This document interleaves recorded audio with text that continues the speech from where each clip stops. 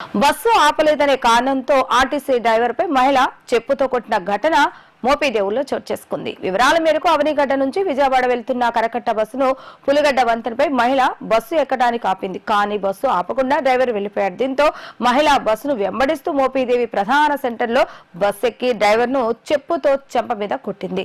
అంతటితో ఆగని సదరు మహిళ తన బంధువులకు ఫోన్ చేసి చెల్లపల్లి బస్ స్టాప్ కు పిలిపించి వారితో డ్రైవర్ను కొట్టించింది. దీంతో బస్ స్టాప్ లో కొద్దిసేపు ఆర్టీసీ ఉద్యోగులు మహిళలకు మధ్య వాగ్వివాదం చోటు చేసుకుంది. మహిళలకు బంధువైన ఒక కానిస్టేబుల్ సదరు గొడవలో ఎంటర్ అయి పంచాయతీ స్టేషన్ వరకు వెళ్లకుండా సర్దుబాటు చేశారు. బస్సు ఆపనంత మాత్రాన డ్రైవర్ ను కొడతారా కొట్టిస్తారా అంటూ ఉద్యోగులు వాపోతున్నారు.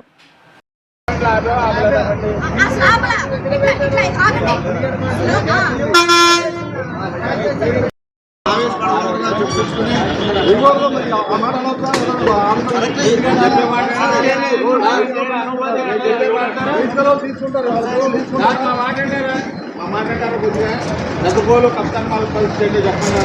నాకు సలపల్లో దిగుతూ నా వచ్చి పళ్ళు అనుకోని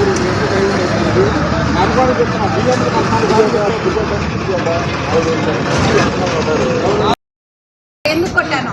మేము పులిగడ్డది అక్కడ స్టాప్ ఉంది, అక్కడ ఆపల. ముందుకెళ్ళారు, బ్రిడ్జ్ కూడా ఎక్కలేదు. ఇంకా ముందుకెళ్ళారు. మేము ముందుకెళ్ళేసి అప్పుడు ఆపలా ఫోన్ ఇచ్చేసాడు.